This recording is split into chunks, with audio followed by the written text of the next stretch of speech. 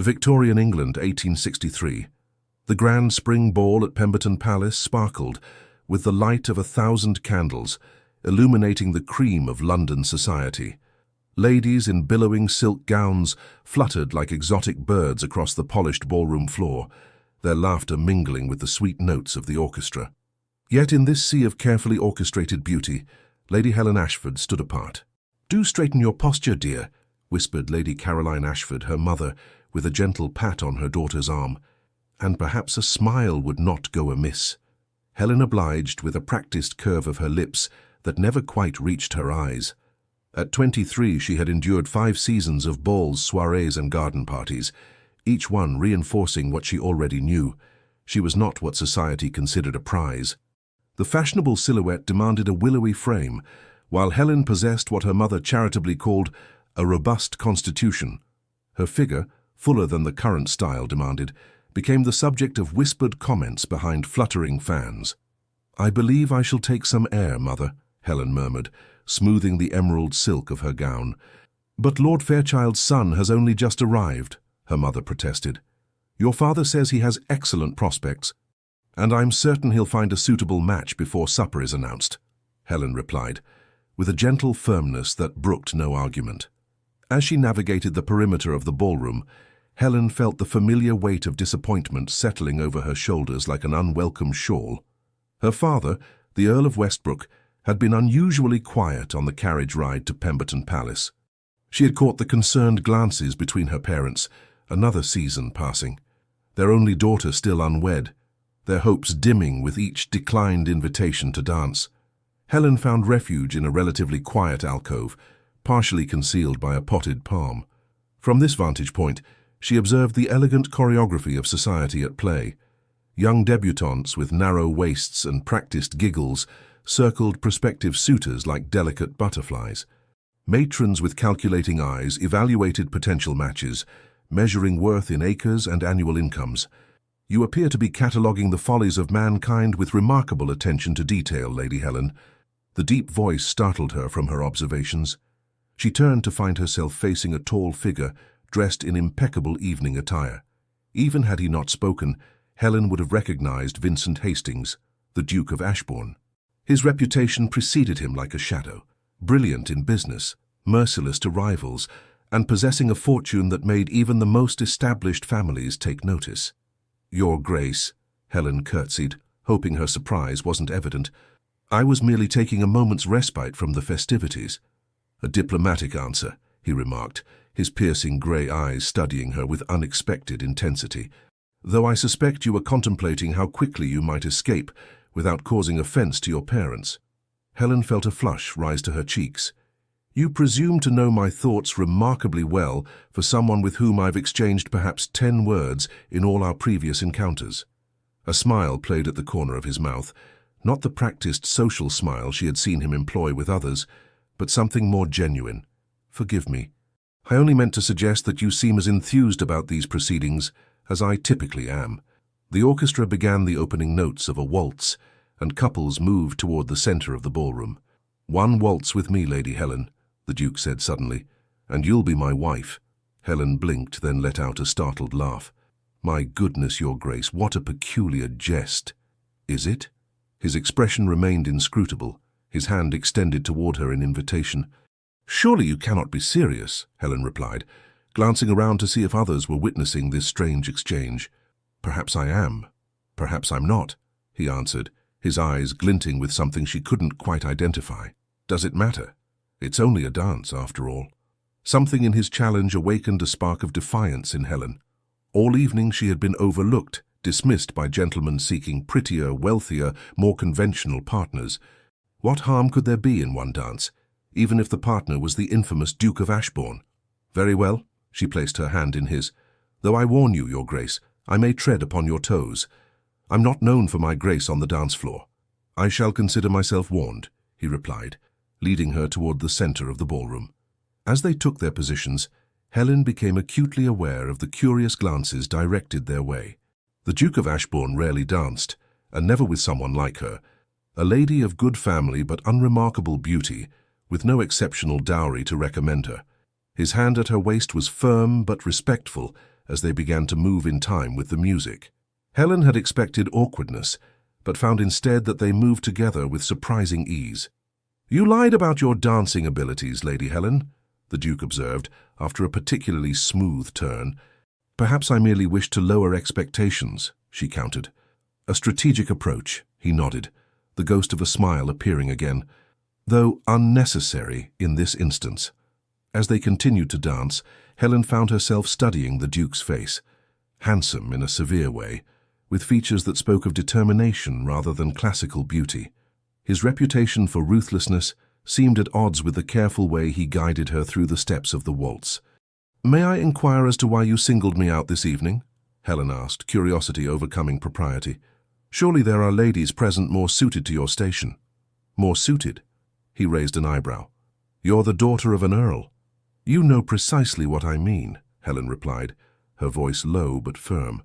"I am not the sort of lady gentlemen typically seek as partners, either for a dance or for life." The Duke's eyes met hers with unexpected directness. "Perhaps that is precisely why I find you interesting, Lady Helen. You appear to be the only person in this room who isn't performing for an audience." Before she could formulate a response, the music drew to a close. Helen prepared to curtsy and make her retreat, but found her hand still firmly held in the Duke's grasp. "I believe I should return you to your mother," he said, but instead of leading her to the sidelines, he guided her to the very center of the ballroom. The master of ceremonies tapped his staff against the floor, a signal for attention. Conversations hushed as faces turned toward them. "Ladies and gentlemen," the Duke of Ashbourne's voice carried effortlessly across the now silent ballroom, "I am pleased to announce that this lovely lady has done me the honor of accepting my proposal. I present to you my fiancée, the future Duchess of Ashbourne, Lady Helen Ashford." Helen's world tilted on its axis. Surely she had misheard. This couldn't possibly be happening. "No, no, he is jesting," she protested, her voice barely audible over the sudden outbreak of gasps and murmurs. The Duke leaned close, his smile never wavering as he whispered, "She's merely overcome with emotion. Weren't expecting me to announce it quite so publicly, were you, my dear?" Before Helen could gather her wits to respond, her parents appeared beside them. Her father's face was alight with astonishment and delight, while her mother appeared on the verge of happy tears. "Your Grace, this is— we had no idea," the Earl of Westbrook stammered, clasping the Duke's hand with both of his own. "We are honored, truly honored." "Helen, darling," her mother embraced her, voice trembling with emotion. "Why didn't you tell us? Oh, what wonderful news." Around them, the ballroom had erupted into a buzz of conversation. Helen caught fragments of shocked whispers. How had plain Lady Helen secured the most eligible duke in England? What could he possibly see in her? Was there some scandal necessitating such a hasty engagement? "I think," said the Duke, smoothly inserting himself between Helen and the growing crowd, "that Lady Helen and I should step onto the terrace for a moment. The excitement appears to have overcome her." Without waiting for a response, he guided her through the French doors and into the cool night air of the terrace. The moment they were alone, Helen rounded on him. "Have you taken leave of your senses? What possessed you to make such an announcement?" Her voice shook with a mixture of anger and disbelief. The Duke's composed facade slipped for the first time that evening, revealing a flash of what appeared to be genuine confusion. "I must confess, Lady Helen, I did not expect you to accept my invitation to dance. When you did—" He paused, seeming to search for words, a novelty for a man known for his commanding presence. "I suppose I allowed the jest to carry further than intended." "A jest?" Helen's hands clenched at her sides. "You've announced our engagement to all of society as a jest." "I assure you it was not premeditated," he replied, his composure returning. "But now that it's done, perhaps we should consider the advantages." Advantages? What possible advantage could there be in this farce? The Duke leaned against the stone balustrade, studying her with those penetrating grey eyes. "You gain a husband of considerable means and influence. I gain a wife who, unlike most of the simpering debutantes in that ballroom, appears to possess both intelligence and character. It seems a fair exchange." Helen stared at him in disbelief. "You cannot possibly be suggesting we proceed with this charade. And what would you suggest instead? Shall we return inside and announce that it was all a misunderstanding?" Consider the consequences, Lady Helen. Your reputation would be in tatters. Your parents' disappointment would be profound. A disappointment engineered entirely by you, Helen pointed out, struggling to keep her voice steady. A shadow passed across the Duke's face. Perhaps. But the fact remains that we find ourselves in this situation nonetheless. He straightened, adjusting his already immaculate cuffs. I propose a compromise. We maintain the engagement for a period of 3 months. During that time, we will become better acquainted. If at the end of that period you find the prospect of marriage to me utterly intolerable, I will take full responsibility for breaking the engagement. Helen regarded him with suspicion. And why would you agree to such terms? What do you gain from this arrangement? For a moment, the Duke's expression softened into something almost vulnerable. Perhaps I simply find you interesting, Lady Helen. Is that so difficult to believe? Before she could respond, the terrace doors opened and her parents emerged, followed by several curious onlookers.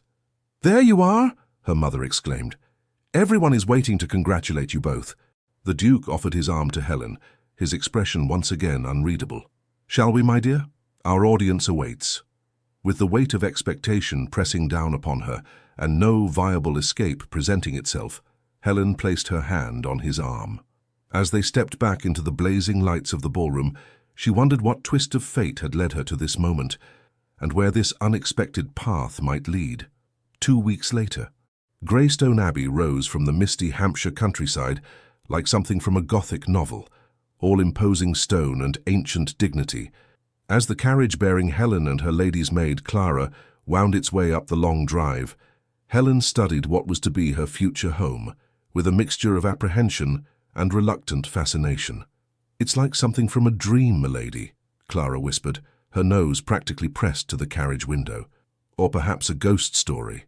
"Let us hope it's the former rather than the latter," Helen replied, adjusting her bonnet nervously. This would be her first visit to the Duke's ancestral home, a proper introduction to the life that awaited her, should this strange engagement reach its intended conclusion. The past fortnight had passed in a blur of activity. News of the engagement had spread through London society like wildfire. Helen had found herself transformed overnight from an overlooked wallflower to the subject of intense scrutiny and speculation. Ladies who had previously barely acknowledged her existence now called upon her mother daily, fishing for details of the courtship that had seemingly materialized from thin air. The Duke, meanwhile, had performed his role as devoted fiancé with surprising dedication.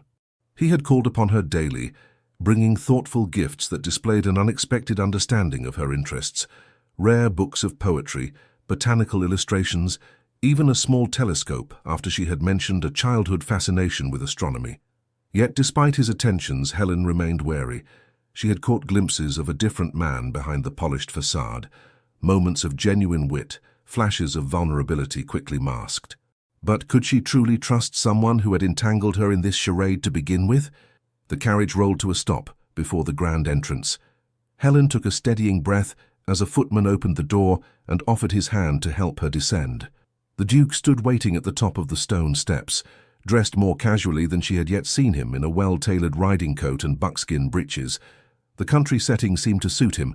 He appeared more at ease here than in London's ballrooms. "Lady Helen," he bowed slightly, taking her hand, "welcome to Greystone Abbey." "Your Grace," she curtsied, acutely aware of the servants' curious glances. "Thank you for the invitation." "Vincent, please," he corrected, offering his arm. "If we are to maintain this charade convincingly, you might as well use my given name." Helen hesitated only momentarily before placing her hand on his sleeve. "Very well, Vincent, though I must confess it feels rather improper." A smile tugged at the corner of his mouth. "I suspect we left propriety behind the moment I announced our engagement at Pemberton Palace." He led her through the massive oak doors into a soaring entrance hall. Despite the grandeur of the architecture, with its vaulted ceilings and ancient tapestries, the interior was surprisingly warm and welcoming.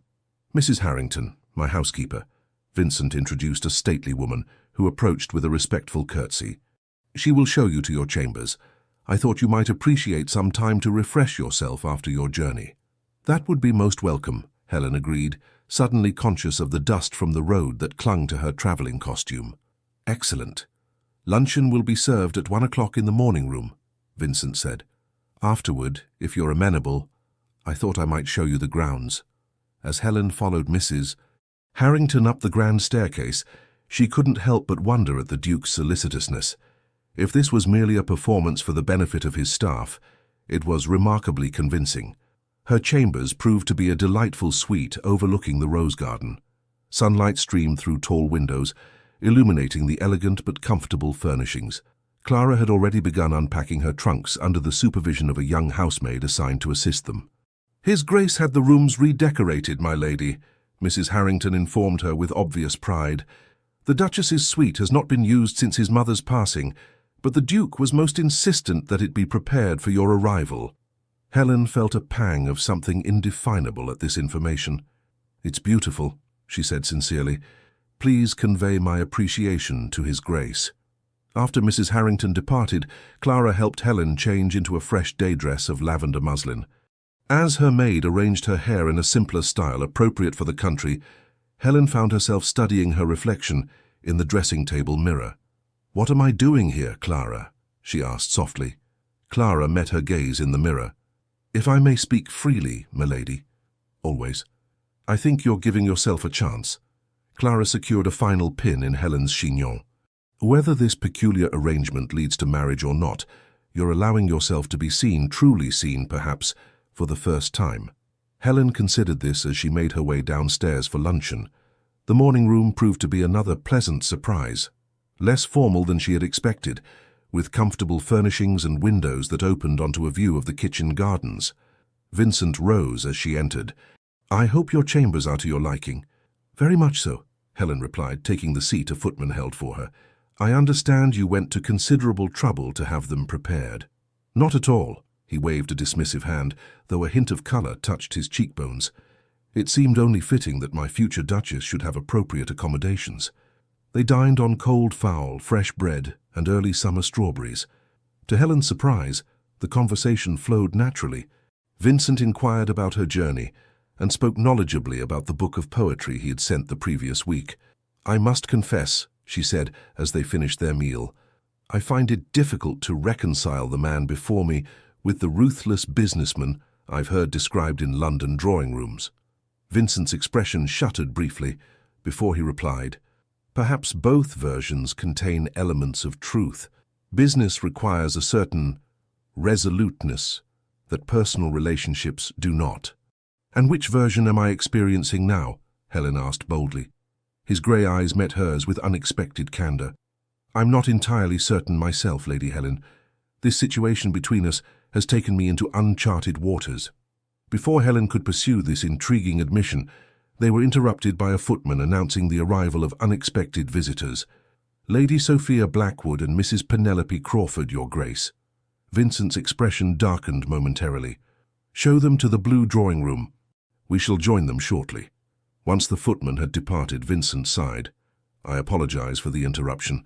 Lady Sophia is my godmother's daughter and has taken it upon herself to guide me in social matters since my return from abroad." "I see," Helen said carefully, noting the tension that had entered his bearing. "Should I be concerned?" "Only if you dislike excessive flattery concealing thinly veiled interrogation," he replied dryly, standing to offer his arm. "Shall we face the Inquisition together?" The blue drawing room contained two elegantly dressed visitors. The younger, whom Helen immediately identified as Lady Sophia, possessed the kind of classical beauty that turned heads in any gathering: golden hair, perfect features, and a willowy figure currently draped in expensive French silk. The older woman, presumably Mrs. Crawford, had the sharp-eyed look of someone who missed nothing. "Vincent, darling," Lady Sophia rose in a flutter of azure fabric, extending her hands. "We simply couldn't wait for a formal invitation to meet your bride-to-be." The slight pause before bride-to-be spoke volumes. Vincent took her hands briefly before stepping back. "Lady Sophia, Mrs. Crawford, may I present Lady Helen Ashford, daughter of the Earl of Westbrook?" Helen curtsied politely. "I'm pleased to make your acquaintance." "Lady Helen," Lady Sophia's smile didn't quite reach her eyes. "What a surprise your engagement has been to us all. Vincent has always been so particular about his associations." "A quality I continue to maintain," Vincent replied smoothly, guiding Helen to a settee and taking a seat beside her. Which is why I'm certain you'll understand that we had planned a quiet afternoon. Perhaps we might arrange for you to call another day." Mrs. Crawford gave a thin smile. "Now, Your Grace, we've travelled all this way. Surely you can spare a few moments to satisfy an old friend's curiosity." She turned her penetrating gaze to Helen. "The announcement was so sudden. One cannot help but wonder at the circumstances." "The circumstances are quite simple," Vincent replied before Helen could respond. "I met a woman of intelligence and character and decided she would make an excellent duchess." "How practical of you," Lady Sophia said with a tinkling laugh. Though one usually expects a certain compatibility in such arrangements, shared connections, similar backgrounds, she gave Helen an assessing glance that took in every inch of her unfashionably curvaceous figure. Common interests. Helen felt her cheeks warm, but Vincent's hand covered hers before she could respond. "I find that true compatibility often reveals itself in unexpected places," he said, his tone pleasant but firm. "Helen and I share a refreshing frankness that I value considerably more than shared connections in London ballrooms." Mrs. Crawford leaned forward, her eyes narrowing. "There are rumours, of course. Some suggest the hasty nature of the engagement might indicate particular circumstances." Helen stiffened at the implication, but Vincent's laugh cut through the tension. "If you're asking whether Lady Helen is with child, I can assure you that is not the case. Our engagement, while perhaps unexpected to society at large, is based solely on mutual regard." "How reassuring," Lady Sophia said, though her expression suggested she was anything but reassured. "Though one wonders why there was no proper courtship, no announcement in the papers until after that dramatic scene at Pemberton Palace." Helen found her voice at last. "His Grace and I preferred to keep our acquaintance private until we were certain of our feelings." The lie came more easily than she had expected. The announcement at the ball was perhaps more exuberant than we had planned, but sincere nonetheless. Vincent's eyes flicked to her face, something like admiration flickering in their depths. "Well," Mrs. Crawford sniffed, clearly dissatisfied with this explanation, "I do hope you understand the responsibility of the position you're assuming, Lady Helen. The Duchess of Ashbourne must uphold certain standards. The management of estates like Greystone requires experience, connections, and, of course, appropriate bearing." "I have every confidence in Helen's abilities," Vincent said firmly. "Now, ladies, I'm afraid we must cut this visit short. We have matters to discuss regarding the wedding arrangements." After a flurry of insincere expressions of delight at making Helen's acquaintance and promises to call again soon, the visitors were finally ushered out. Vincent returned to the drawing room to find Helen standing by the window, her posture rigid. "I apologize for that intrusion," he said quietly. "Lady Sophia has harbored certain expectations regarding her position in my life for some time." Helen turned to face him. She hoped to be Duchess. It wasn't a question, but Vincent nodded. "Her mother and my godmother have been orchestrating that outcome since we were children. I have never encouraged those hopes, but neither have I definitively extinguished them until now." "I see." Helen studied him thoughtfully. "That explains her hostility, but not yours. You seem to anticipate their visit with something like dread."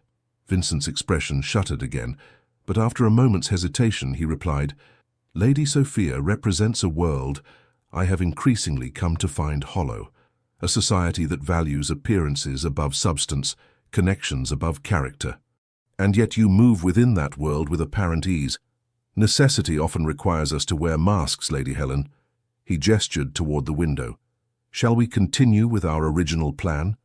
The gardens are particularly pleasant this time of year." As they walked among the blooming roses, Helen found herself revisiting their encounter with Lady Sophia. "She is exceptionally beautiful," she observed, testing his reaction. "Conventionally so," Vincent agreed without enthusiasm. "Beauty is common enough in society. What I find far more rare is honesty." "Is that what attracted you to me?" Helen asked, surprising herself with her boldness. "My honesty?" Vincent paused beside a particularly vibrant crimson rose. "You challenged me from our first conversation. You did not feign interest in my title or fortune. You questioned my motives rather than accepting my attention as your due." He reached out to touch a perfect bloom. "In a world of carefully cultivated hothouse flowers, you are a wild rose, authentic and unafraid to show your thorns." The unexpected poetry of his response left Helen momentarily speechless. "I'm not certain that's a compliment," she finally managed. The ghost of a smile touched his lips. "It is perhaps the highest compliment I am capable of giving." They continued their walk in companionable silence, eventually reaching a small, ornamental lake. A stone bench provided a perfect vantage point to observe the tranquil water. "May I ask you something, Vincent?" Helen said as they sat. "You may ask.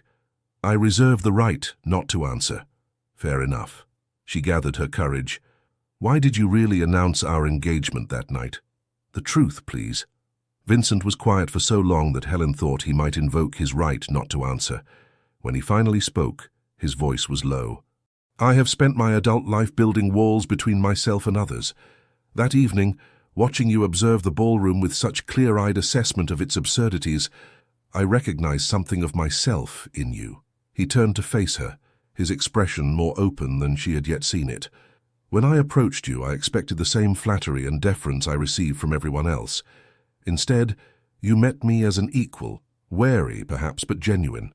"That doesn't explain the public announcement," Helen pressed gently. Vincent ran a hand through his hair, the first truly unguarded gesture she had witnessed from him. "When you accepted my invitation to dance, something shifted. I found myself wondering what it would be like to have someone like you by my side, someone who would not simply agree with everything I said, someone who would see the man behind the title. So you claimed me like a prize at a country fair." Helen couldn't keep a note of indignation from her voice. "I acted impulsively," he admitted, surprising her. "It was uncharacteristic. I have built my reputation on careful calculation, yet in that moment—" He shook his head. "I can only offer my apology and the assurance that our agreement stands. 3 months, at the end of which you may decide whether to proceed or to end our engagement with your reputation intact." Helen studied him, trying to reconcile the controlling man who had announced their engagement without her consent with this surprisingly vulnerable figure beside her. "And if I choose to end it, what will you tell society? That I proved unworthy of your affection, that the fault lies entirely with me?" His gaze was steady. "I give you my word."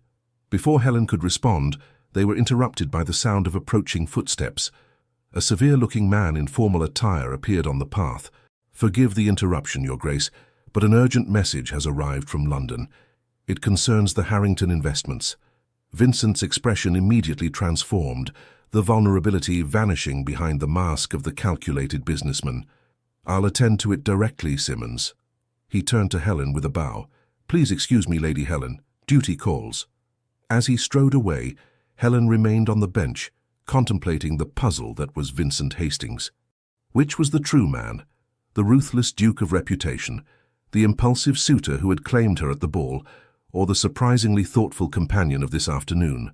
And more troubling still, why did she find herself increasingly drawn to discovering the answer? 1 month later. "I absolutely refuse to discuss this matter further," Vincent's voice carried from behind the closed door of his study. "My decision is final." Helen paused in the corridor, hesitant to intrude on what was clearly a tense conversation.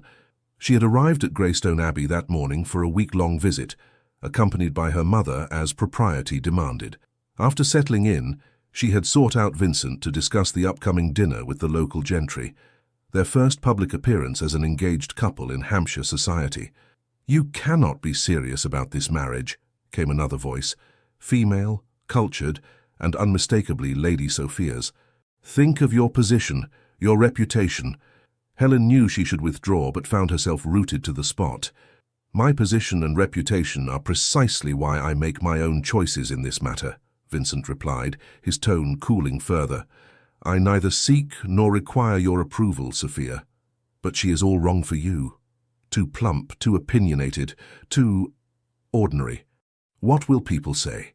They will say that the Duke of Ashbourne chose a woman of intelligence and character, rather than an empty-headed society puppet." A sound of frustration from Lady Sophia. "This is about your father, isn't it? This ridiculous rebellion against everything he valued." "Enough!" Vincent's voice cracked like a whip. "My father's values brought nothing but misery to all who depended on him, including my mother. I'll thank you not to invoke his memory in my house." "Vincent, please." Lady Sophia's tone softened to a honeyed plea. We have known each other since childhood. Everyone has always expected that we would eventually— Your expectations are not my obligation, Vincent interrupted. Now, I believe this conversation is concluded. Helen hastily retreated several steps before the door opened. Lady Sophia emerged, her perfect features flushed with anger. She froze when she spotted Helen. "Eavesdropping, Lady Helen? How appropriate for a future duchess." Her voice dripped with disdain. Before Helen could respond, Vincent appeared behind Sophia. His expression shifted subtly when he saw Helen, the cold mask softening into something warmer. "Helen," he stepped forward, deliberately placing himself between the two women. "I wasn't aware you had arrived. I trust your journey was pleasant." "Quite pleasant, thank you," Helen replied evenly, refusing to be provoked by Lady Sophia's accusation. "Mother and I have just settled in." "Splendid." "Lady Sophia was just leaving," Vincent said pointedly.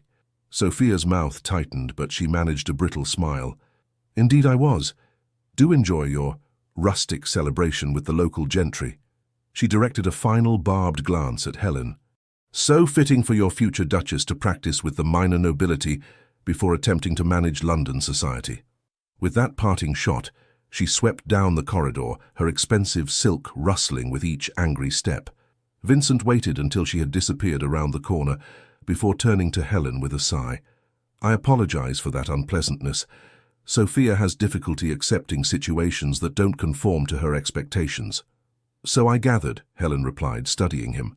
The strain around his eyes spoke of deeper tensions than a mere social disagreement. "Are you quite all right, Vincent?" He seemed startled by the question. "I'm perfectly fine. Why do you ask?" "Because you look like a man who has been fighting battles on multiple fronts," she said frankly. "And because I couldn't help but overhear part of your conversation." At his raised eyebrow she added, "Not deliberately, I assure you, but Lady Sophia's voice carries remarkably well when she's agitated." A reluctant smile tugged at his mouth. "Indeed it does." He glanced at the still open door of his study. "Would you care to join me for tea? I find myself in need of more pleasant company." The study reflected Vincent's character in its appointments, elegant but not ostentatious, with well-worn leather chairs and bookshelves that showed signs of frequent use. As a footman brought tea, Helen settled into one of the comfortable chairs by the fireplace. "You mentioned battles on multiple fronts," Vincent said after dismissing the servant. "Your perception is accurate as usual. The Harrington investments I was called away to address during your last visit have proven more complicated than anticipated." "Is it serious?" Helen asked, accepting the cup he offered her. Vincent hesitated, seeming to weigh how much to reveal. "Potentially. A shipment of goods has been seized in Portsmouth on allegations of improper documentation. I suspect interference from a business rival rather than any actual impropriety." "Could this rival be attempting to damage your reputation before the wedding?" Helen ventured. His eyes sharpened with interest. "What makes you suggest that?" Helen set down her teacup. "In the past month, our engagement has been the subject of considerable speculation. If someone wished to break the match, creating financial difficulties or scandal would be an effective strategy." "You have a remarkably strategic mind, Lady Helen," Vincent said with genuine admiration. "The thought had occurred to me as well. There are several parties who might benefit from damaging my standing, either personally or professionally." "Including Lady Sophia?" The question slipped out before Helen could consider its wisdom. Vincent's expression darkened. "Sophia is many things, but I don't believe she would sink to industrial sabotage. Her weapons are social, not financial." He paused, studying Helen thoughtfully. "You seem remarkably untroubled by her hostility toward you." Helen shrugged. "I have never been society's darling. Disapproval is not a new experience." She met his gaze steadily. "Though I will admit it is novel to be disliked for supposedly securing a match rather than for failing to do so." Her dry observation startled a genuine laugh from Vincent, a warm, rich sound she had rarely heard from him. "You continue to surprise me, Helen Ashford." "Good," she replied with unexpected boldness. "I should hate to become predictable." His grey eyes warmed. "I think there is little danger of that." The companionable moment was interrupted by a knock at the study door. Vincent's expression immediately composed itself into its usual reserved mask. "Enter," he called. Mrs. Harrington appeared with a curtsy. "Forgive the intrusion, Your Grace. But Lady Westbrook is asking for Lady Helen. Something about final fittings for new gowns. Helen sighed.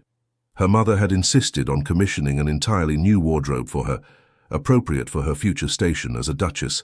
The endless fittings had become a trial of patience. Please inform Lady Westbrook that I shall join her directly, Helen said, rising reluctantly. Vincent stood as well. Before you go, might I request your company for a ride tomorrow morning?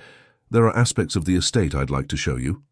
I would enjoy that, Helen replied, surprised by the genuine regret she felt at ending their conversation. As she followed Mrs. Harrington from the study, Helen found herself reflecting on the changes of the past month. The strangeness of their arrangement had gradually given way to something that, while still complex, increasingly resembled a genuine courtship.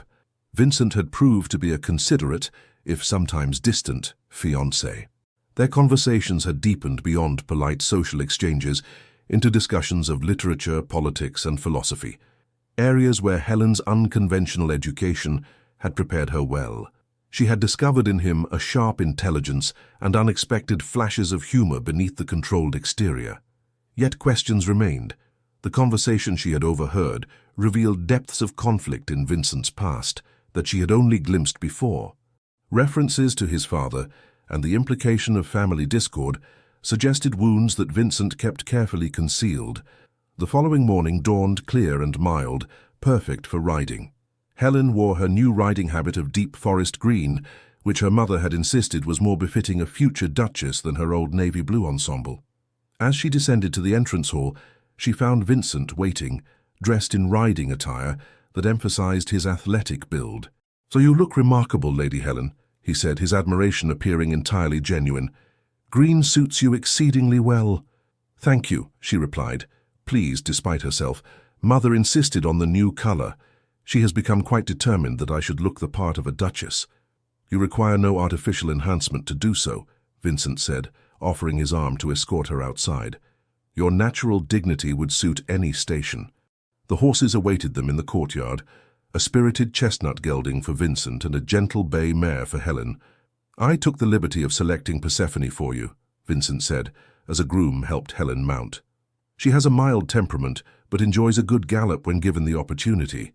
"Much like myself," Helen observed with a smile, settling into the side saddle. "Mild-mannered until provoked." Vincent's eyes crinkled with amusement as he swung up onto his own mount. An apt comparison. "Shall we?" They rode at a leisurely pace through the estate's extensive grounds. Vincent proved to be a knowledgeable guide, pointing out various features of the land and explaining innovations he had implemented in farming practices. The previous method of crop rotation was woefully outdated, he explained as they passed a field where workers were busy with early summer planting.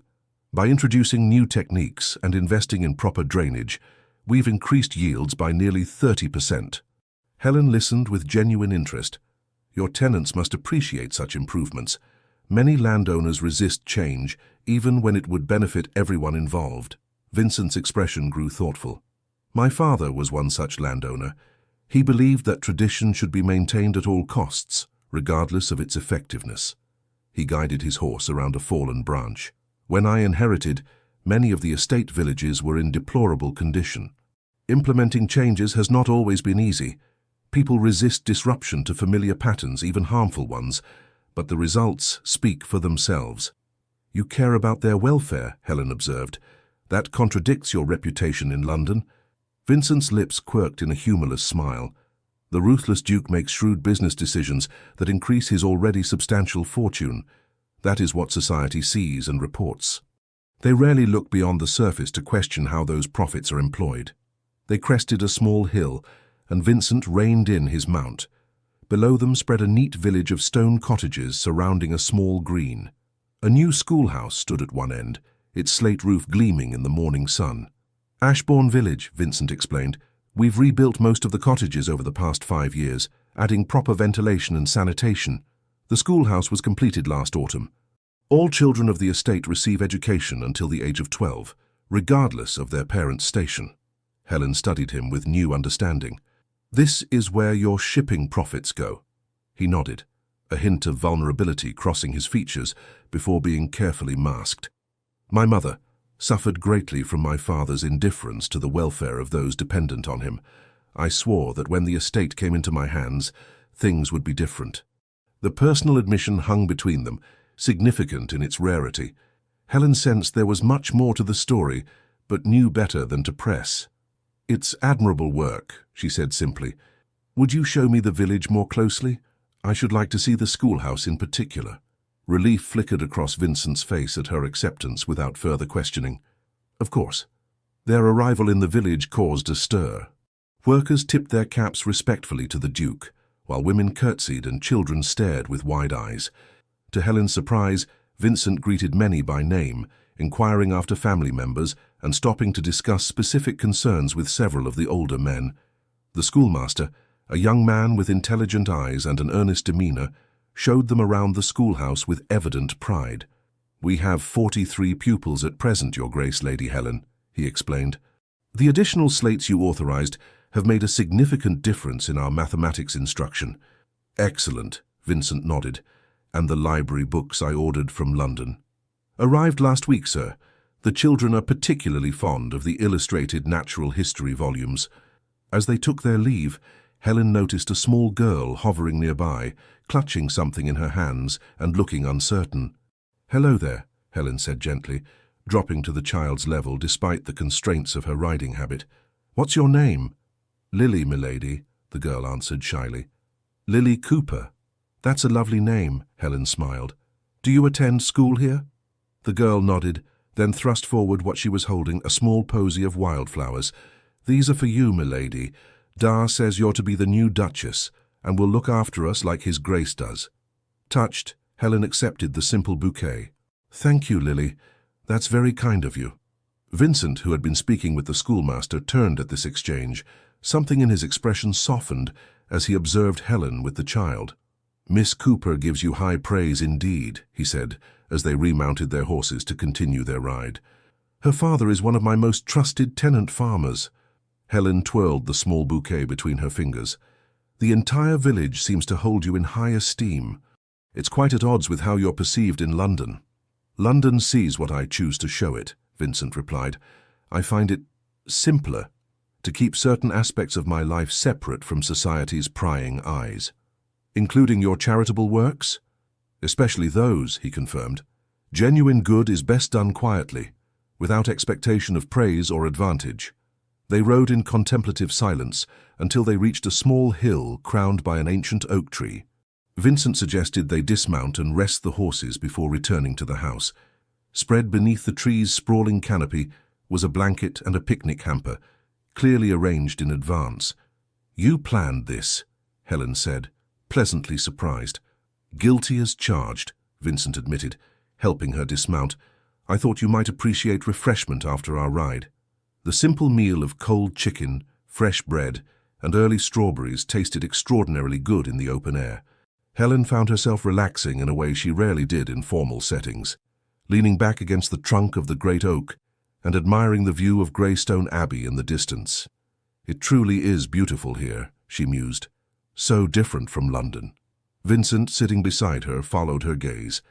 "I've always found more peace here than anywhere else. London is a necessary evil for business, but this," he gestured to the rolling countryside, "this is home." "You speak of London society with such disdain," Helen observed, "yet you move within it with apparent ease." Vincent was quiet for a moment, idly turning a strawberry between his fingers. "We all wear masks, Lady Helen. Some of us simply become more adept at it than others. And which is the mask? The ruthless Duke of London or the compassionate landlord of Hampshire?" His grey eyes met hers with unexpected directness. "Perhaps both are aspects of the same man, neither wholly false nor completely true." The honesty of his answer stirred something in Helen. "I believe I prefer the Hampshire version, though I suspect both are necessary in their proper contexts." "And what of you?" Vincent asked, his voice softening. "What masks do you wear, Lady Helen Ashford?" The question caught her off guard. I'm not certain I understand. Don't you?" His gaze was gentle but perceptive. The dutiful daughter who endures London seasons, despite knowing she doesn't fit society's mold.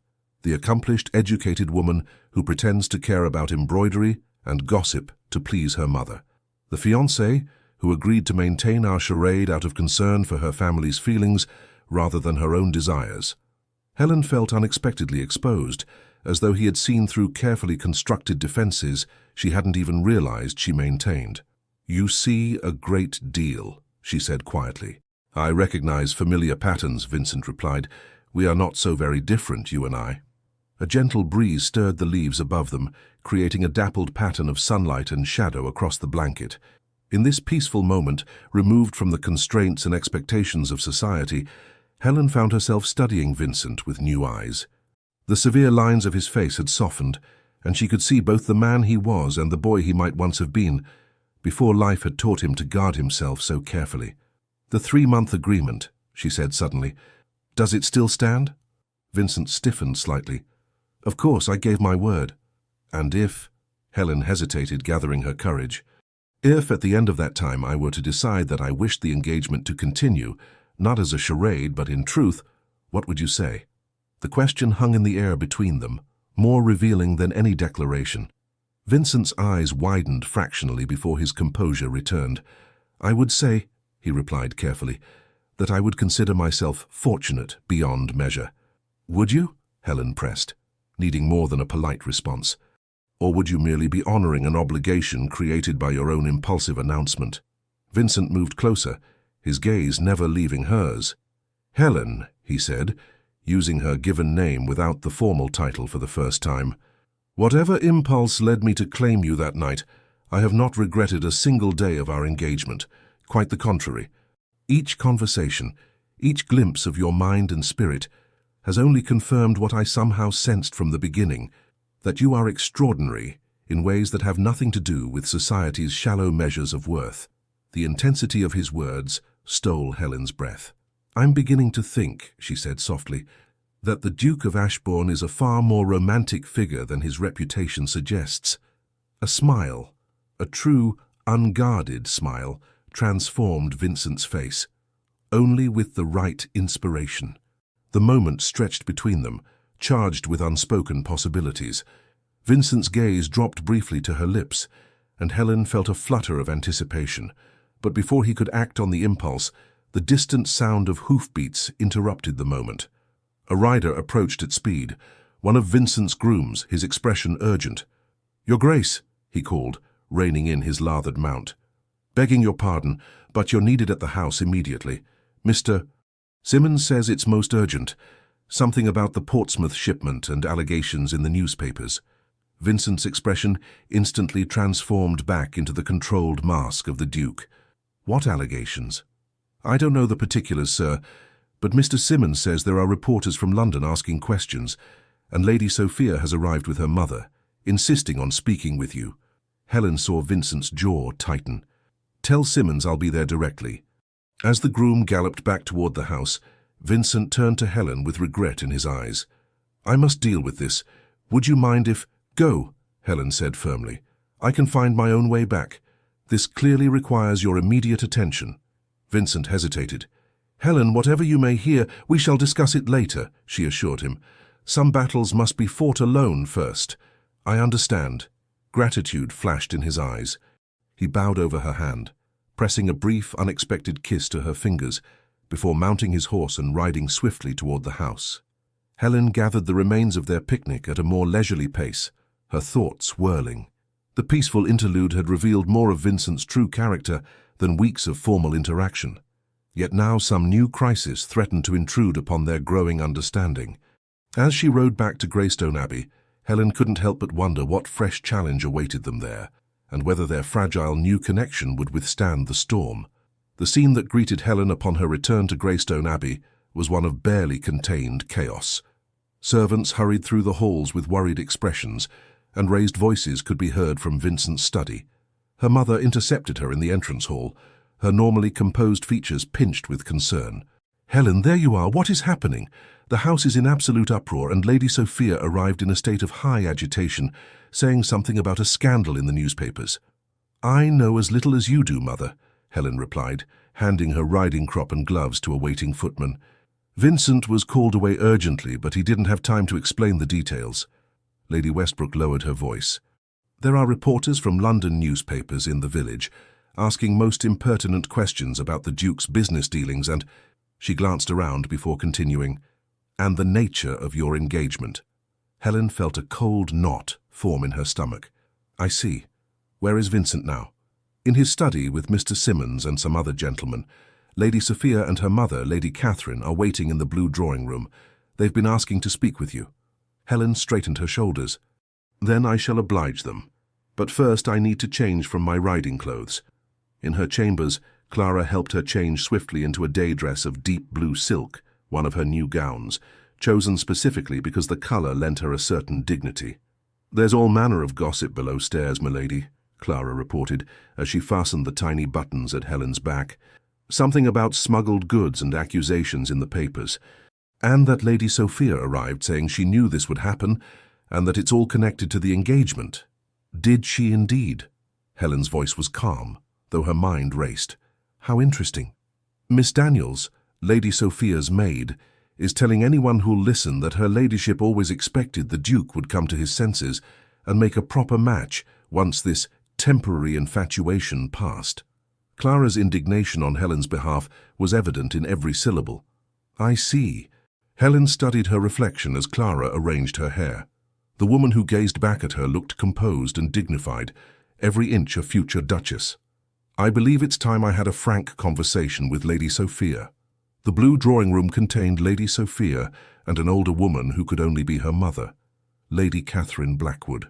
Both women rose as Helen entered, their expressions a study in barely concealed satisfaction.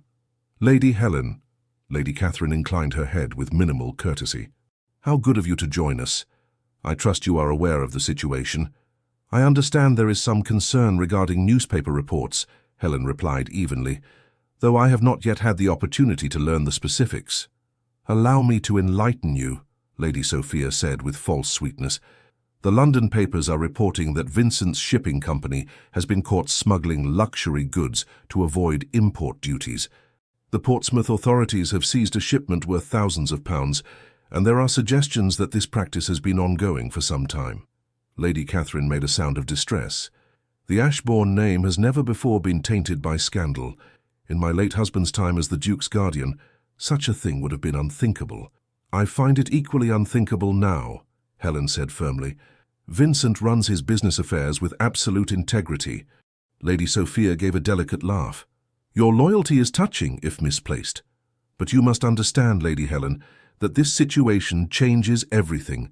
The scandal will be devastating unless managed properly. And you believe yourselves qualified to manage it? Helen asked, arching an eyebrow.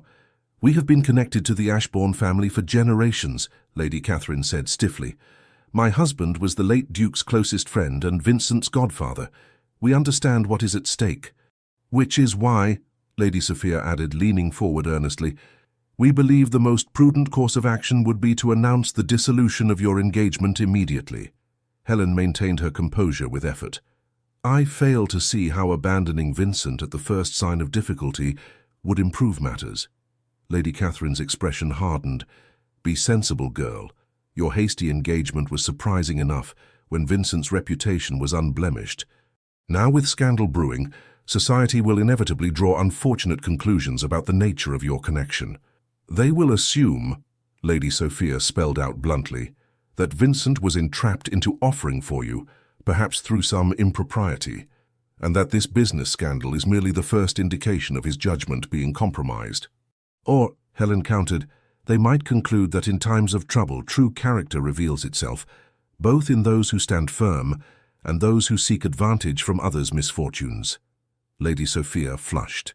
You mistake our intentions. We care deeply for Vincent's welfare. So deeply that you arrived with remarkable speed to suggest I abandon him at the first hint of trouble. Helen shook her head. Forgive me if I find your concern somewhat calculated. The door opened before either woman could respond, and Vincent entered the room.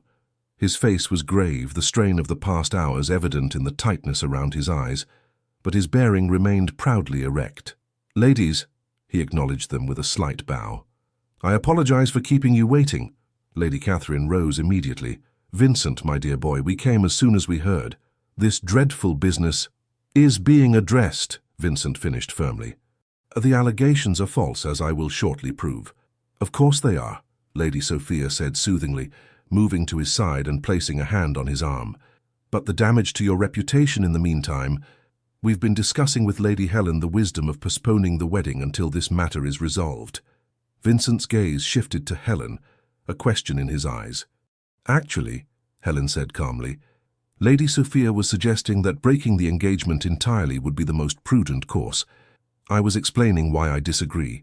Vincent gently but firmly removed Lady Sophia's hand from his arm. I see. His voice was cool. I appreciate your concern, but my personal affairs are not open for committee discussion. Vincent, Lady Catherine protested, you must think of the Ashbourne name, of your position in society. A scandal of this nature will be addressed directly and decisively, Vincent interrupted. The facts will speak for themselves once they are brought to light. He moved to stand beside Helen. As for my engagement, it stands. Indeed, Lady Helen and I were discussing this very morning the possibility of moving the wedding date forward rather than postponing it. Helen managed to hide her surprise at this unexpected declaration. They had discussed no such thing, but she understood immediately what Vincent was doing, asserting control of the narrative and denying his detractors the satisfaction of seeing his personal life disrupted by their machinations. How impulsive, Lady Sophia said, her voice strained. One might almost wonder if there are additional reasons for such haste. The only reason, Vincent replied with deliberate emphasis, is that I see no purpose in delay when my mind is quite decided. He placed his hand over Helen's where it rested on the back of a nearby chair. Now, if you'll excuse us, I need to speak privately with my fiancé. Lady Catherine drew herself up with wounded dignity. I see our concern is unwelcome. Come, Sophia. We shall return to London immediately. You're welcome to stay the night, Vincent offered with perfect courtesy, though his tone suggested he expected, and preferred, refusal. No, I think not, Lady Sophia replied tightly. Clearly our presence is superfluous now that you have such a steadfast supporter in Lady Helen. After they had departed, Vincent led Helen to his study, dismissing the servants with instructions not to disturb them unless absolutely necessary. Once they were alone, he sank into a chair with a weary sigh, the carefully maintained facade cracking to reveal genuine exhaustion. I apologize for involving you further in this mess, he said, rubbing a hand across his face, and for the presumption of announcing plans to advance our wedding without consulting you. It seemed the most effective way to silence their immediate interference. It was, Helen agreed, taking the seat opposite him. Now, tell me the truth of this situation. What exactly is happening? Vincent studied her for a moment as if assessing how much to reveal. Then, apparently deciding on complete candor, he explained, the Portsmouth shipment contains French silks and other luxury goods. The documentation is entirely in order, with all appropriate duties paid. However, someone has bribed officials to claim irregularities and has simultaneously planted stories in the newspapers suggesting smuggling and tax evasion. Who would do such a thing? Helen asked. I have my suspicions, Vincent replied grimly. Lord Richard Harrington, a business rival who has opposed me in several recent ventures, stands to benefit considerably if my reputation is damaged. The timing is particularly suspicious, as I'm currently negotiating to purchase controlling interest in a shipping line he has also been pursuing. You mentioned this Harrington investment before, Helen recalled. Could Lady Sophia or her mother be involved as well? Vincent hesitated. I would not have thought them capable of industrial sabotage. Social manipulation is more their style. But the coincidence troubles me. They appeared remarkably quickly after the news broke. As if they were anticipating it, Helen suggested. Precisely. Vincent leaned forward, his expression intent. The most damaging aspect of this situation is the speed with which the allegations have spread. Someone ensured that the newspapers received anonymous information simultaneously with the seizure of the goods. What will you do? I've sent my solicitor to Portsmouth with all the original documentation proving the legality of the shipment. My agent in London is speaking with the newspaper editors, demanding retractions, and I've dispatched letters to my most important business associates assuring them of the falsehood of these claims. Helen considered this information carefully. You need to address the source as well as the symptoms. If Lord Harrington is indeed behind this, he must be dealt with directly. Vincent's eyebrows rose slightly at her strategic thinking. Yes, but carefully. Accusing a peer of the realm of criminal actions without incontrovertible proof would only worsen the situation. Then we must obtain such proof, Helen said simply. Who handles Lord Harrington's shipping arrangements? Who might have access to his correspondence? Every conspiracy requires multiple participants, and not all will be equally loyal or discreet. A slow smile spread across Vincent's face. Helen Ashford, you have a positively devious mind beneath that proper exterior. I prefer to think of it as practical, she replied with a small smile of her own. Now, about this accelerated wedding date. Was that merely a stratagem to thwart Lady Sophia, or did you mean it? Vincent's expression grew serious. It was a tactical response in the moment, but he rose and came to kneel beside her chair, taking her hands in his. If you would consider it, not out of obligation or to counter this scandal, but because you wish it, I would be honored to make you my Duchess sooner rather than later. The sincerity in his eyes took Helen's breath away. This was no longer the calculated arrangement they had begun with, but something far more meaningful. What of our 3-month agreement? She asked softly. You promised me time to decide. And I stand by that promise, Vincent replied. If you wish to wait, we shall wait. I would not have you rush into a decision of such magnitude without complete certainty. Helen studied their joined hands, his strong and steady around her smaller ones. And what of the scandal?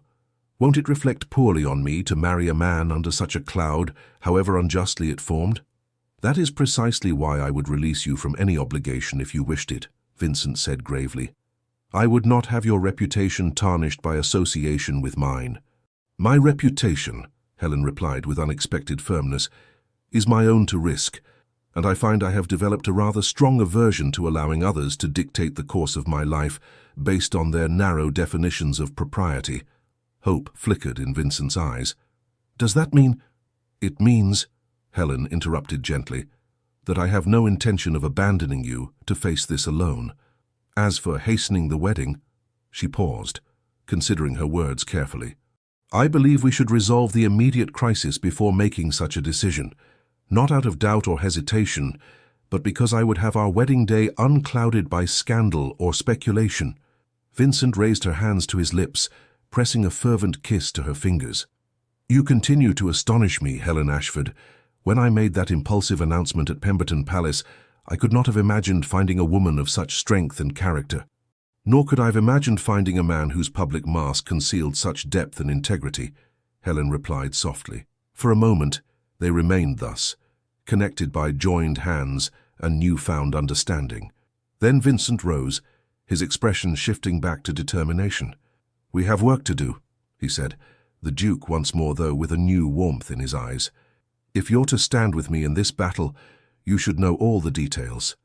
Over the next hour, Vincent shared every aspect of the situation with Helen, valuing her insights and suggestions. Together, they crafted a strategy to counter the allegations and identify the true culprits. By the time they emerged from the study, a plan was in place, one that would require both Vincent's business acumen and Helen's social intelligence to execute successfully. The following days passed in a flurry of activity. Vincent travelled briefly to London and Portsmouth to address the business aspects directly, while Helen managed affairs at Greystone Abbey, receiving visitors with calm dignity and neither confirming nor denying the various rumours that circulated. When Lady Caroline expressed concern about the potential scandal affecting Helen's reputation, her daughter surprised her with her resolute response. If I were to abandon Vincent at the first sign of trouble, Helen said firmly, what would that say about my character? What kind of duchess would I be if I valued social approval above loyalty and justice? But darling, her mother protested weakly, your future position will be what I make of it, Helen interrupted gently. Vincent has shown me that titles and wealth mean nothing without integrity to guide their use. I would rather be the wife of a good man under a cloud of false accusations than the pampered ornament of a man with no substance. Lady Caroline studied her daughter with new eyes. You love him, she said, wonder in her voice. This began as such a strange arrangement, but you've actually fallen in love with him. Helen felt a flush rise to her cheeks. I admire him greatly, she admitted. His public persona conceals a man of remarkable principles and compassion. And he cares for you as well, her mother observed shrewdly. I've seen how he looks at you when he thinks no one is watching. Whatever peculiar circumstances brought you together, I believe you may have found something genuine amid the artifice. Vincent returned from London 3 days later with an expression of grim satisfaction. He sought Helen immediately, finding her in the library where she was composing correspondence.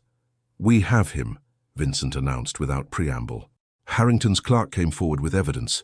Apparently his conscience couldn't bear the weight of the deception any longer. Helen set aside her pen, relief washing over her. What exactly did he reveal? Letters in Harrington's hand, instructing the bribery of customs officials and the placement of false stories in the newspapers. But more interestingly, Vincent's expression darkened. Correspondence between Harrington and Lady Catherine Blackwood, discussing how best to create a scandal that would force me to reconsider certain personal decisions. They were working together, Helen said, the pieces falling into place. Lady Catherine saw an opportunity to secure your marriage to Sophia by discrediting you and making me appear a liability. Precisely. Though Harrington's primary motivation was financial, Lady Catherine's was entirely personal. She has apparently harbored hopes of joining our families since Sophia was in the cradle. What will happen now? The newspapers will print retractions tomorrow. The customs officials involved have been dismissed and may face charges. As for Harrington, Vincent's mouth set in a grim line. He faces financial ruin. Several of his investors have withdrawn their support in light of his actions. And Lady Catherine and Sophia will find themselves notably absent from society's most exclusive gatherings for the foreseeable future. And us? Helen asked softly. What of us, Vincent? He crossed the room to her side, taking her hands and drawing her to her feet. That depends entirely on what you want, Helen. Our 3-month agreement still stands if you wish it. Or, she prompted when he hesitated.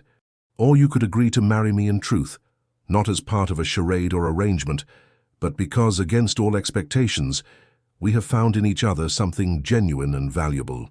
Helen studied his face, the face that had become so dear to her over these past weeks. The stern lines had softened when he looked at her, the grey eyes warm with an emotion she had come to recognize as love. When you announced our engagement at Pemberton Palace, she said carefully, I thought it the most mortifying moment of my life. I was certain you were mocking me, the plain, overlooked daughter of an earl, suddenly claimed by the most eligible duke in England. Vincent winced. It was unconscionable of me. I acted on impulse without...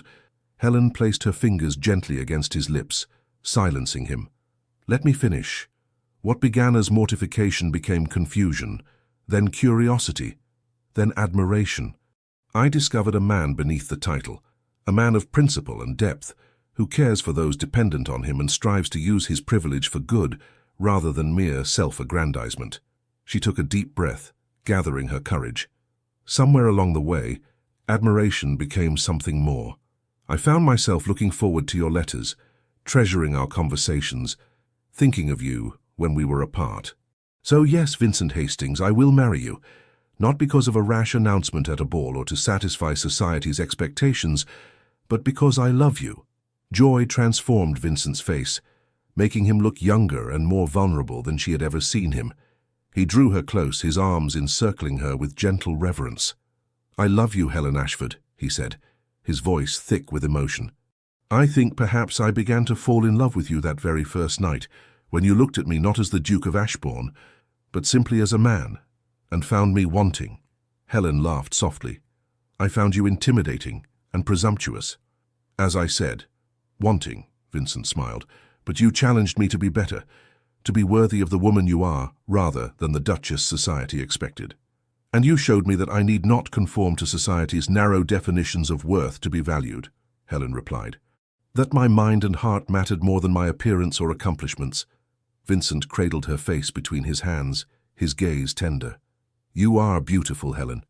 Not by society's artificial standards, perhaps, but in all the ways that truly matter. Your kindness to that child in the village, your strategic thinking in the face of crisis, your loyalty when it would have been easier to abandon me, these are the qualities of true beauty. He lowered his head slowly, giving her time to withdraw if she wished. But Helen raised her face to his, and their lips met in a first kiss that held both tenderness and promise. When they finally parted, Vincent rested his forehead against hers. "I believe we have scandalized the servants quite thoroughly," he murmured, a smile in his voice. "Good practice for scandalizing society, I suppose," Helen replied with newfound boldness. "After all, they still won't understand what the Duke of Ashbourne sees in plain Lady Helen Ashford." Vincent's arms tightened around her. "Then we shall simply have to show them, my love, day by day, year by year, until even the most obtuse observer recognizes what I already know, that you are the most remarkable woman in England, and I the most fortunate of men to have won your heart." 6 months later. The grand winter ball at Pemberton Palace sparkled with the light of 1,000 candles, just as it had on that fateful spring evening when a dance had changed 2 lives forever. But this time, Helen entered the ballroom not as an overlooked wallflower, but as Her Grace the Duchess of Ashbourne on the arm of her husband. She felt the weight of curious glances, heard the whispers behind fans and gloved hands. Despite the vindication of Vincent's business affairs and their apparently happy marriage, society still wondered at the match, the severe Duke and his unconventional Duchess.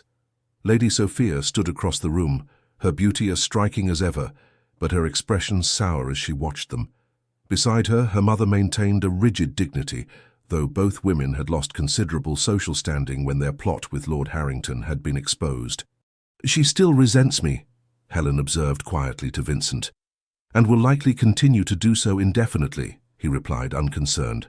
"Though her prospects have improved recently, I hear Lord Fairchild's son has begun to pay her marked attention." "The same Lord Fairchild's son my mother once hoped would notice me," Helen noted with ironic amusement. "Life takes unexpected turns, does it not?" Vincent's hand covered hers where it rested on his arm, his touch warm and reassuring. "The best turns are the ones we never see coming." The orchestra began the opening notes of a waltz, the same waltz they had danced to all those months ago. Vincent turned to Helen with a formal bow, though his eyes danced with private mischief. "One waltz with me, Duchess," he said with deliberate echo of that first night, "and you'll be my wife." Helen laughed, the sound bright and unrestrained. "I believe that particular bargain has already been fulfilled, Your Grace." "So it has," Vincent agreed, leading her onto the dance floor, "though I find myself wishing to renew it daily for the rest of our lives." As they moved in perfect harmony across the ballroom, Helen reflected on the journey that had brought them to this moment. From a jest that wasn't truly a jest, through misunderstanding and revelation, to a love neither had expected to find. Each step had been necessary, each challenge overcome had strengthened the bond between them. "What are you thinking, my love?" Vincent asked softly as he guided her through a turn. Helen smiled up at him, no longer the uncertain woman who had once feared she would never find acceptance. "I'm thinking that some games, when played with the right partner, can lead to the most unexpected victories." Vincent's eyes warmed with understanding and love, and some declarations, even when made impulsively, can reveal truths we hadn't yet acknowledged to ourselves. As they continued their dance, observed by all of society, Helen felt none of the self-consciousness that had plagued her throughout previous seasons. The weight of others' opinions had lightened, replaced by the certainty of her own worth, and of Vincent's unwavering regard. "The Countess of Elderwood is practically vibrating with curiosity," Vincent murmured, nodding subtly toward a formidable matron, watching them intently. "She cornered me earlier to express her astonishment at how well our match has turned out." "How generous of her," Helen replied dryly. "And what did you tell her?"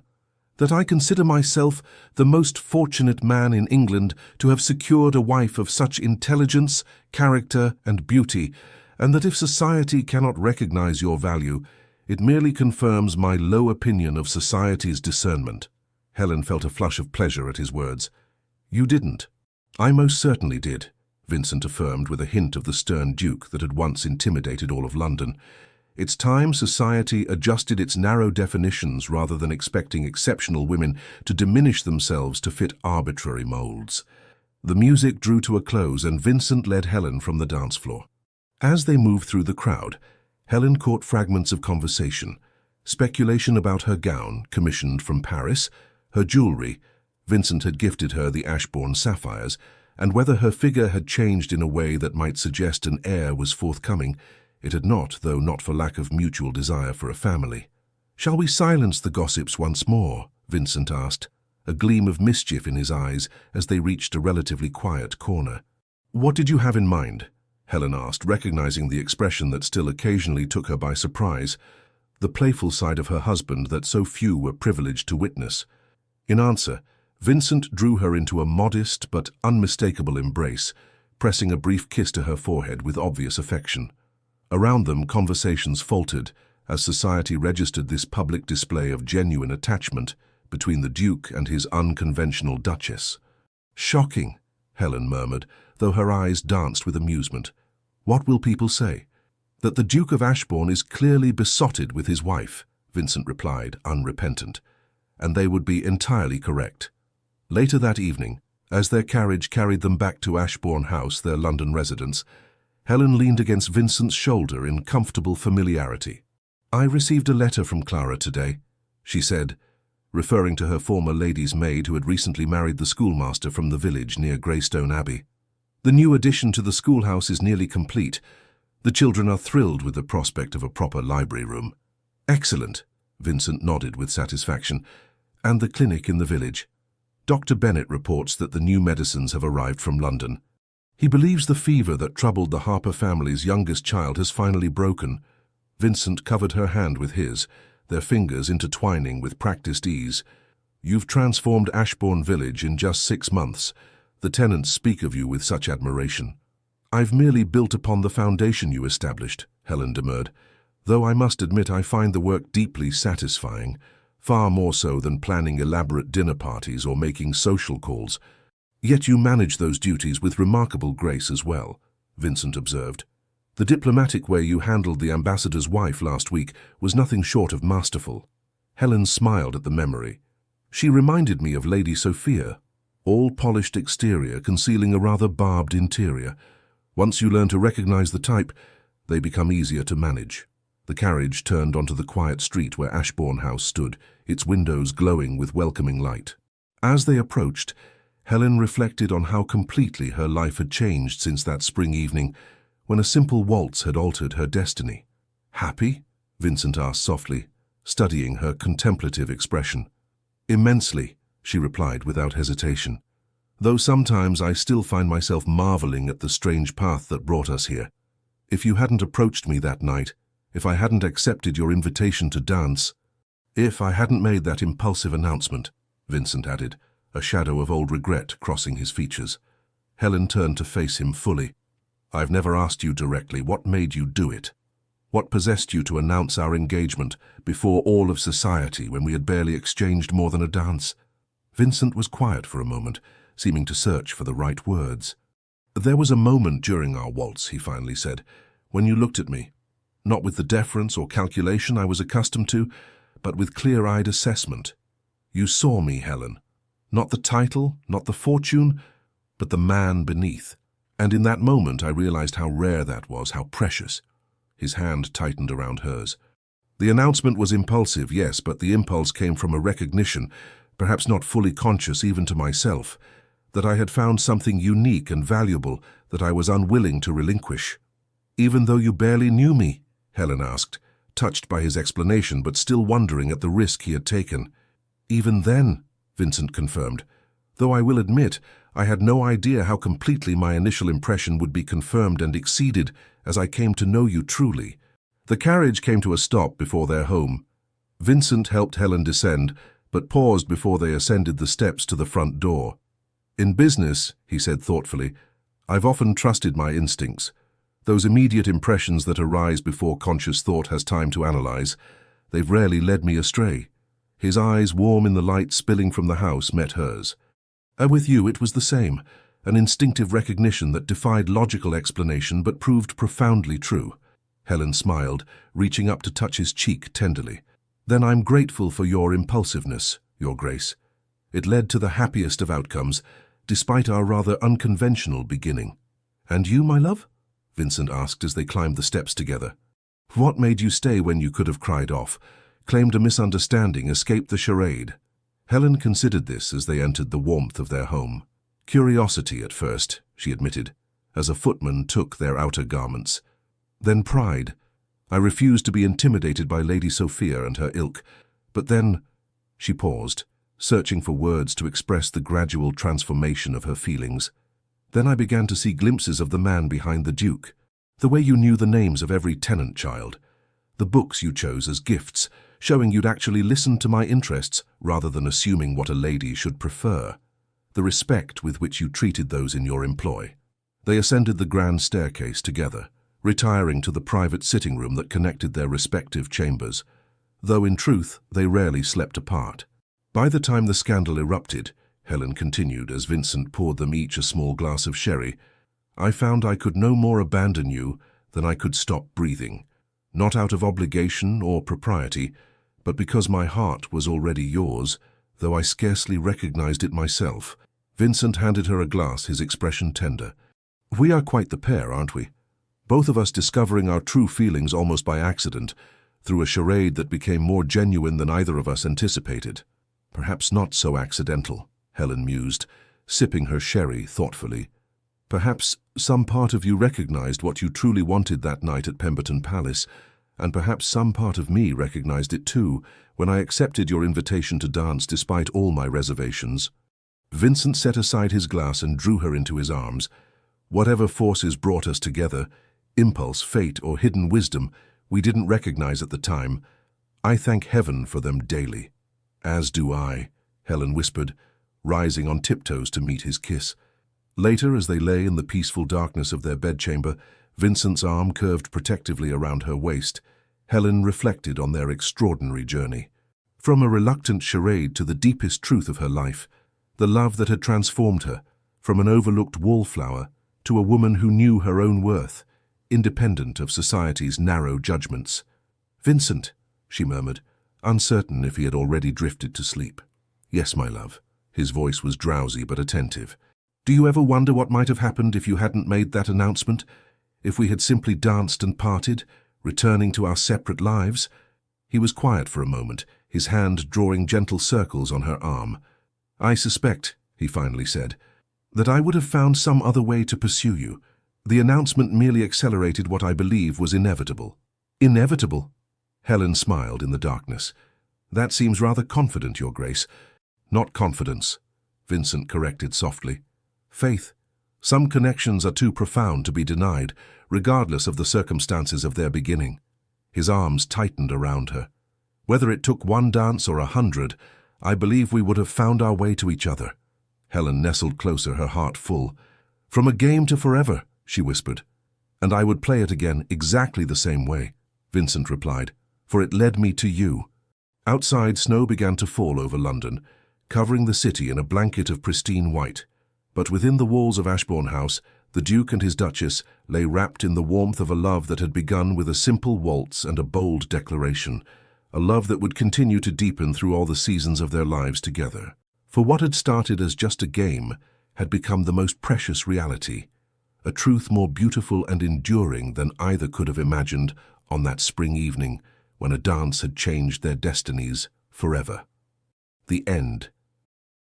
Dear listener, as the final notes of our story fade like the last candles at Pemberton Palace, I invite you to linger a moment longer in this quiet space between tales.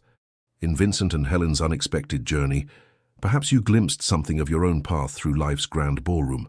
How many of us, in our 7th or 8th decade, still carry the weight of society's judgments from years past? Those whispers that once told us we were too much of this or too little of that, too plump, too outspoken, too cautious, too bold. Helen's transformation reminds us that it's never too late to shed the confining corsets of others' expectations. At 23, she discovered her worth beyond the measuring tape of Victorian society. At 60, 70, or beyond, we too can still surprise ourselves by stepping into new dances, by allowing ourselves the freedom of 2nd, 3rd, or 4th chapters.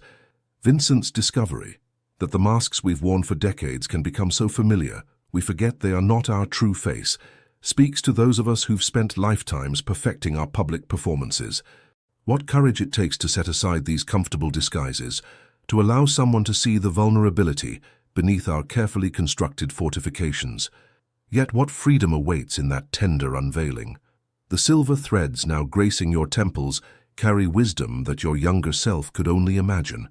Like the ancient oak that sheltered our lovers' picnic, you have weathered storms that once seemed unbearable, shed leaves you thought essential, and still stand, perhaps altered, but undefeated by time's passage.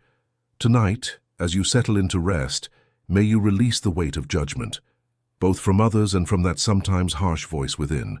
Like the Duke's ancestral home transformed by Helen's presence, your years are not a burden, but a beautifully weathered estate, each crack and crease telling stories of resilience, of love both given and received, of battles fought and wisdom earned. Tomorrow, when dawn breaks, may you greet it with the quiet confidence of those who know that true value, like true love, only deepens with the passing seasons. Your hands may bear the marks of time, but they are all the more beautiful for the lives they've touched, the burdens they've carried, the joys they've celebrated. In a world that too often worships at the altar of youth, be like our Helen, standing firm in the knowledge that character, kindness, and authentic presence will always outshine the fleeting sparkle of artificial standards. Your worth was never found in fitting into society's narrow definitions, but in the unique melody you've contributed to life's grand orchestra. Sleep well tonight, wrapped in the assurance that your story, with all its unexpected turns and beautiful imperfections, is still unfolding, still worthy of being told, still captivating those fortunate enough to know its narrator. With profound gratitude, Legends of the Fall team. Thank you so much for staying with us until the end of this story. If this story touched your heart, please like this video, leave us a comment, and share it with someone you think would enjoy it too. We invite you to subscribe to our channel and help support our storytelling project, so we can continue crafting new tales full of love, redemption, and transformation. And don't forget, at the end of this video, another suggested story will appear. Click and be surprised by another unforgettable journey from the bottom of our hearts. Thank you.